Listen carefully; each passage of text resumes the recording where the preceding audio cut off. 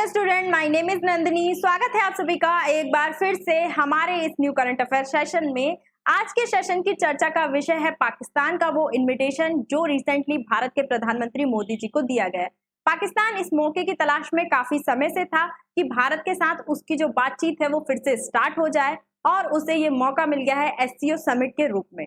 ठीक है, तो इसी पर आज के सेशन में हम चर्चा करेंगे। उससे पहले मेरी आपसे एक रिक्वेस्ट है, अगर आप हमारे चैनल पर नए हैं तो चैनल को सब्सक्राइब कर लीजिए, वीडियो को लाइक करना ना भूलें और अधिक जानकारी के लिए आप हमारे टेलीग्राम ग्रुप या व्हाट्सएप ग्रुप से जुड़ सकते हैं। वीडियो को लाइक जरूर कीजिए, चैनल को सब्सक्राइब जरूर कीजिए, क्योंकि जितने लोग भी वीडियोस देखते हैं बहुत कम लोग होते हैं जो चैनल को सब्सक्राइब करते हैं। तो चलिए स्टार्ट करते हैं। फाइनली वो घड़ी आ गई है जिस घड़ी का इंतजार पाकिस्तान को काफी समय से था। इस पर मैं एक वीडियो भी बना चुकी हूँ कि कैसे पाकिस्तान के प्रधानमंत्री हो, मंत्री हो या मीडिया हो, वो भारत के सामने अनऑफिशियल ऑफर्स रख रहे हैं बातचीत स्टार्ट करने या ट्रेड स्टार्ट करने के लिए। ठीक है, क्यों कर रहे हैं? क्योंकि पाकिस्तान की जो करंट सिचुएशन है, आर्थिक हालात हैं, वो बहुत ज्यादा अच्छे नहीं है। वो कर्ज के जाल में फंसा हुआ है, चाइना के कर्ज में दबा हुआ है, सऊदी से कर्ज लेकर रखा है, आईएमएफ से कर्ज लेकर रखा है।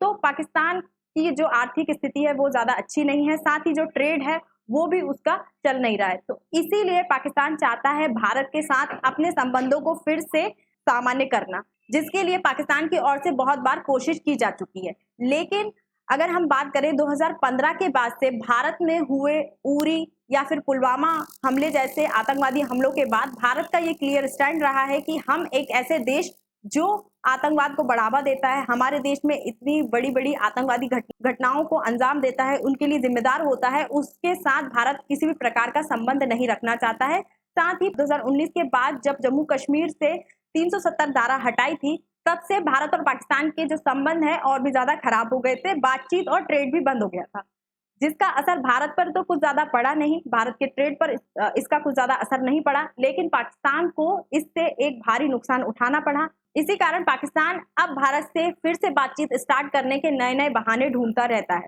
ठीक है, तो फाइनली जो एससीओ समिट है उसकी बैठक होने जा रही है अक्टूबर 2024 में पाकिस्तान की राजधानी इस्लामाबाद में, जिसमें पाकिस्तान ने ऑफिशियली भारत के प्रधानमंत्री मोदी को इन्विटेशन भेज दिया है। लेकिन रिसेंटली पाकिस्तान की ओर से भारत में ऐसी बहुत सारी आतंकवादी घटनाओं को अंजाम दिया गया है जम्मू कश्मीर क्षेत्र में, जिसके कारण हो सकता है कि भारत इस समिट में हिस्सा ना ले।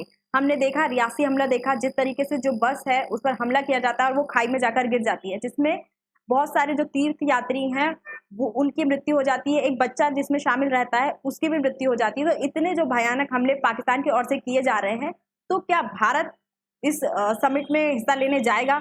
और अगर जाएगा तो कौन जाएगा? प्रधानमंत्री मोदी जाएंगे या हमारे जो फॉरेन मिनिस्टर हैं एस जयशंकर प्रसाद वो जाएंगे या फिर कोई अन्य अधिकारी जाएगा? कौन जाएगा? तो इन सभी क्वेश्चन पर बात करने से पहले हम बात कर लेते हैं एससीओ समिट के कुछ इंपॉर्टेंट फैक्ट्स के बारे में। एससीओ की अगर हम बात करें तो इसका फुल फॉर्म है संघाई कॉर्पोरेशन ऑर्गेनाइजेशन। इसकी स्थापना 1996 के एक डॉक्यूमेंट के आधार पर 15 जून 2001 को की गई थी। ठीक है, इसकी स्थापना के समय इसमें दो बड़े देश जिसमें रूस, चाइना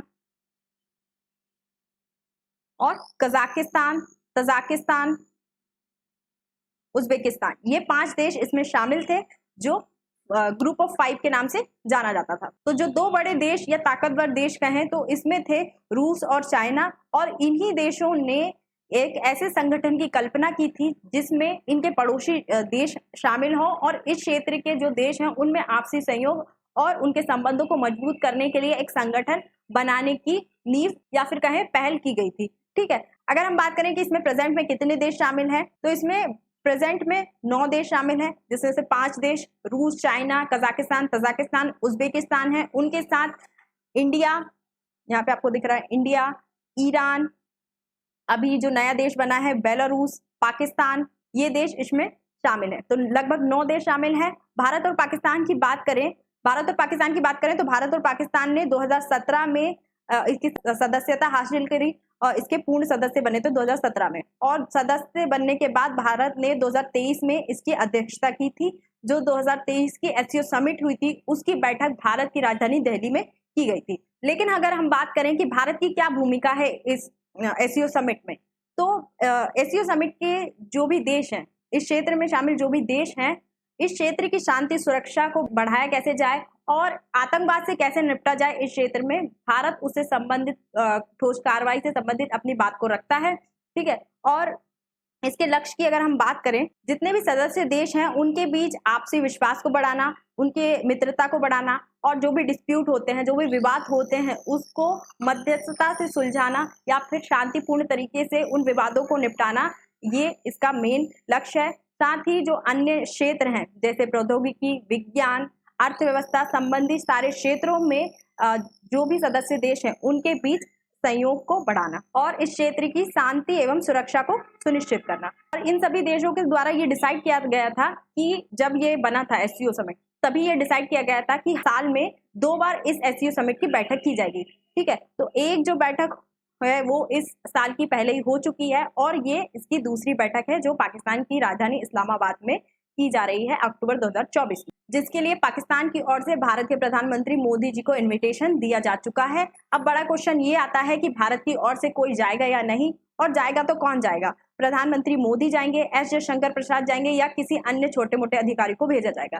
ठीक है, पाकिस्तान तो एक जाना जाता है कि एक आतंकवादी कंट्री और भारत आतंकवाद का बहुत ज्यादा विरोध करता है, तो हो सकता है कि भारत की ओर से प्रधानमंत्री या फिर एस जयशंकर प्रसाद ना जाए, लेकिन कोई ना कोई जरूर जाएगा क्योंकि ये एक इंटरनेशनल समिट है और भारत का जो स्टैंड रहता है आतंकवाद के खिलाफ और आतंकवाद के विरोध के खिलाफ, तो क्या भारत एक ऐसे देश जाकर जो आतंकवादियों का घर माना जाता है उसमें जाकर आतंकवाद के खिलाफ अपनी आवाज को बुलंद करेगा या नहीं, ये एक बड़ा क्वेश्चन है।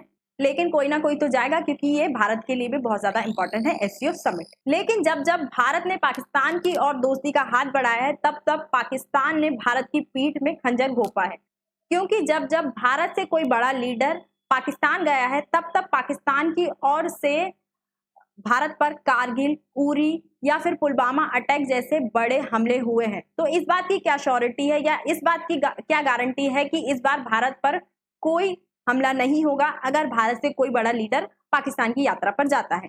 और पाकिस्तान से इनविटेशन आने से पहले पाकिस्तान में जो रह रहे आतंकवादी, उनकी धमकी आ गई है।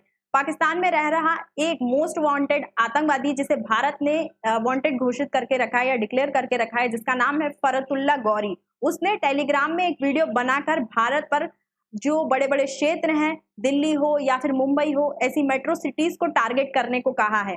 ठीक है, तो इस बात की क्या गारंटी है कि भारत पर फिर से पाकिस्तान की ओर से कोई हमला नहीं किया जाएगा अगर कोई बड़ा लीडर पाकिस्तान जाता है या पाकिस्तान की ओर अपनी दोस्ती का हाथ बढ़ाता है? ठीक है, आपकी क्या राय है? क्या भारत के किसी बड़े लीडर को पाकिस्तान जाना चाहिए या नहीं जाना चाहिए? और क्या इस बार फिर से पाकिस्तान का कोई बड़ा हमला भारत को झेलना पड़ सकता है? आपकी क्या राय है? हमें कमेंट में लिखकर जरूर बताइए। ठीक है, तो ये था आज का सेशन।